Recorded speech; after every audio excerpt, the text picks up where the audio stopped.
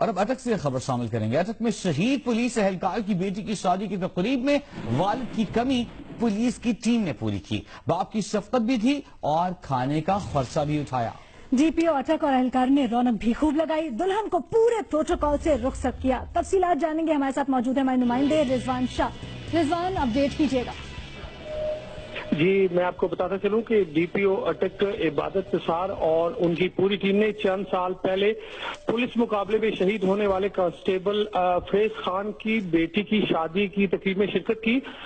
شہید کی کمی کا احساس پورا کرنے کے لیے انہوں نے باپ کی شفقت کا احساس بھی دیا اور شادی کے تمام فرائض بھی ادا کیے۔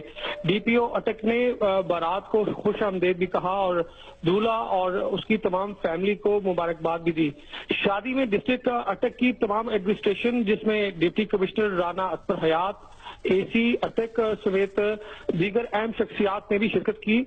ڈی پی او نے شہید کی بیٹی اور دلہن کے سر پر ہاتھ رکھا اور کہا کہ شہید کی قربانیاں جو ہے قوم کے لیے وہ باعث فخر ہیں، اور آج بھی خوشی کے اس موقع پر فیض خان کی شہادت کو خراج تحسین پیش کیا جاتا ہے۔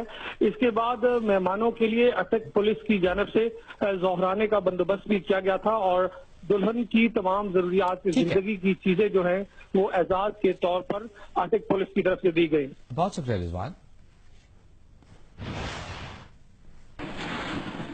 بہت ہی اچھی مثال قائم کی ہے اور